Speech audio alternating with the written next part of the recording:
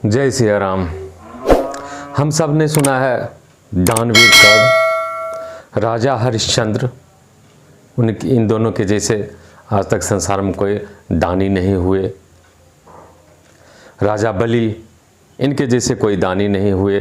साक्षात भगवान बावन का रूप धारण करके इनके दरवाजे पर इनका उद्धार करने के लिए ही सही, लेकिन भिक्षुक बन कर आए और राजा बलि ने कभी मना नहीं किया उनको। इसलिए आज तक राजा बलि, कर्णवीर, दानवीर कर्ण और राजा हरिश्चंद्र का नाम है। कहा जाता है कि दानी वही हो सकता है, दानवीर वही हो सकता है जो अपने हृदय में औदार्य की शक्ति रखता हो, जो उदारता की शक्ति से परिपूर्ण हो। ये उदारता की शक्ति है क्या? जिस व्यक्ति में जितनी ज़्यादा उदारता होगी वो व्यक्ति उतना ज़्यादा महान होता है, वो व्यक्ति उतना ज़्यादा भगवान के करीब होता है। भगवान ऐसे व्यक्ति को ज़्यादा अपने करीब मानते हैं, ज़्यादा उनके प्रिय होते हैं। आइए एक उदाहरण से समझते हैं कि उदारता क्या है। लेकिन सबसे पहले हम एक प्रसंग लेते हैं जिसमें कहा जाता है कि उदारता कितनी बड़ी शक्ति है। और ये प्रसंग है लंका कांड से लिया गया है। श्री राम और रावण के युद्ध के पूर्व संध्या पर विभीषण जी प्रभु श्री राम से पूछते हैं, कहते हैं उनको, हे प्रभु, रावण जैसा पराक्रमी व्यक्ति जिसके पास बड़े बड़े रथ मौजूद हैं, वो जब युद्ध के मैदान में आता है तो अनेक आयुधों से सुसज्जित उसका रथ होता है। उसके पास में अनेक प्रकार के कभी ना विफल होने वाले अस्त्र और शस्त्र होते हैं। ऐसे पराक्रमी योद्धा से आप युद्ध के लिए तो तैयार हैं, लेकिन आपके पास ऐसे रथ तो छोड़िए, पैरों में चप्पल तक नहीं है, फिर आप इससे युद्ध कैसे जीतेंगे? नाथ न रथ नहीं तन पद त्राना, कही विधि जीतब वीर बलवाना। आप बताइए कैसे जीतेंगे?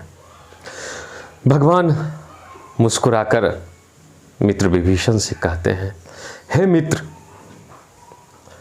तुम जो देख रहे हो रावण के पास ये बड़े बड़े रथ, इस रथ से युद्ध नहीं जीते जाते हैं। हमारे पास जो रथ है वो अलौकिक रथ है। इस रथ पर सवार होकर जो आगे बढ़ेगा, जो युद्ध के मैदान में उतरेगा, चाहे वो प्रत्यक्ष शत्रु से लड़ने के लिए, युद्ध करने के लिए मैदान में उतरे, या फिर अप्रत्यक्ष अपने मन के भीतर, अपनी आत्मा के भीतर, अपने शरीर के अंदर मौजूद शत्रु से लड़ने के लिए मैदान में उतरे, उसके लिए अलौकिक, इन खुली आंखों से नहीं दिखाई देने वाले रथ पर सवार होना पड़ेगा। वो रथ मन की आंखों से, ज्ञान की चक्षुओं से देखा जाता है। और वो रथ मेरे पास है जिसका मैं तुम्हें वर्णन कर रहा हूं। सौरज धीरज तेहि रथ चाका, सत्यशील दृढ़ ध्वजा पताका। और इस लाइन का वर्णन अभी अभिनेता श्री आशुतोष राणा जी ने अपने राम राज्य पुस्तक में बहुत ही सरल तरीके से और बहुत सुंदर तरीके से समझाया है, उन्होंने वर्णन किया है। उसी से मैं आगे बढ़ता हूँ।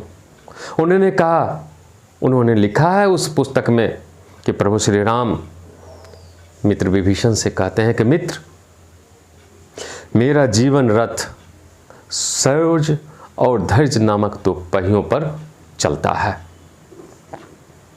शौर्य को आप केवल शूरता या वीरता मानने की भूल मत कीजिएगा मित्र विभीषण, कभी भूल मत कीजिएगा।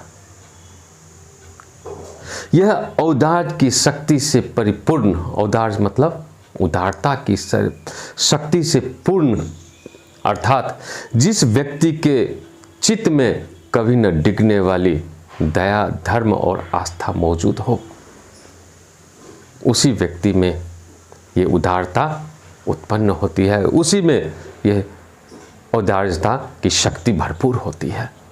ये उदारता क्या है, आइए समझते हैं। सुंदरकांड में एक प्रसंग आता है जब विभीषण जी पहली बार प्रभु श्री राम से मिलते हैं तो भगवान कहते हैं, कहु लंकेश सहित परिवारा, कुशल कुठाहार बास तुम्हारा। हे लंकेश, हे विभीषण लंकेश, आप तथा आपके परिवार कुशल से है ना? क्यों? क्योंकि आपका आवास, आपका निवास, आपका जो घर है वो अच्छी जगह पर नहीं है, बुरी जगह पर स्थित है। किसी ने कहा, प्रभु लंकेश तो अभी रावण है, फिर आपने विभीषण जी को लंकेश कैसे कह दिया? और ये हम सभी भली भांति जानते हैं कि आप कभी भी मिथ्या नहीं बोलते हैं। इसका राज क्या है? क्योंकि रावण तो अभी जिंदा है। भगवान कहते हैं युद्ध होगा, रावण हारेगा, रावण मारा जाएगा, उस समय विभीषण लंका का राजा बनेगा। फिर किसी ने कहा, ये तो सत्य है, युद्ध होगा तो रावण मारा जाएगा, लेकिन अगर युद्ध नहीं हुआ तो? अगर युद्ध से पहले जिस तरह से विभीषण जी आपके शरणागत हो गए, रावण भी आपके शरणागत हो गए, तो उस समय तो लंका का राजा लंकेश तो रावण ही रहेगा।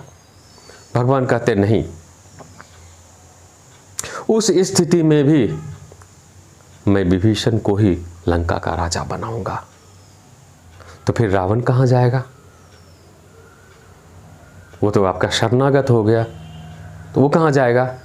प्रभु श्री राम कहते हैं कि इस स्थिति में रावण को अयोध्या का राजा बना दूंगा। अभी 2 भाई जंगल में रहते हैं, उस समय 4 भाई जंगल में रह लेंगे, क्या दिक्कत है?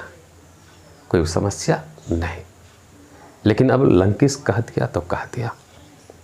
भगवान यही बताना चाहते हैं, प्रभु श्री राम यही बताना चाहते हैं।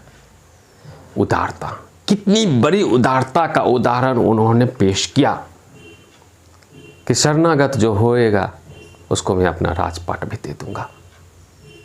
मेरे भक्त से बढ़कर इस संसार में, इस दुनिया में कुछ भी नहीं है। मेरे शरणागत हुए भक्त से बढ़कर संसार में कुछ प्रिय है ही नहीं। तो दोस्तों, भगवान को अपने अनन्य भक्त, वही भक्त प्यारे हैं, वही इंसान उनके करीब सबसे ज़्यादा हैं, और उन्हीं को परीक्षा भी लेते हैं जो अपने हृदय में उदारता को रखता है, जिनके अंदर जिनका हृदय औदार्य की शक्ति से परिपूर्ण हो। वो जीवन में कभी भी विचलित नहीं होगा, कभी भी कोई भी युद्ध हारेगा नहीं, क्योंकि जिसके अंदर में ये चीज़ है उस पास शौर्य और धैर्य नामक रथ हैं, 2 पहिए हैं, और उस रथ पर, उस 2 पहिए वाले रथ पर सत्य और शील का ध्वजा पताका लहरा हुआ होता है, और वो रथ अनवरत चलते रहता है। युद्ध में कभी उसकी हार नहीं होती है, चाहे वो लौकिक युद्ध हो या पारलौकिक युद्ध हो, अंतर्मन का ही द्वंद्व क्यों ना हो, उस द्वंद्वरी युद्ध में भी वही व्यक्ति जीतेगा। जय सिया राम।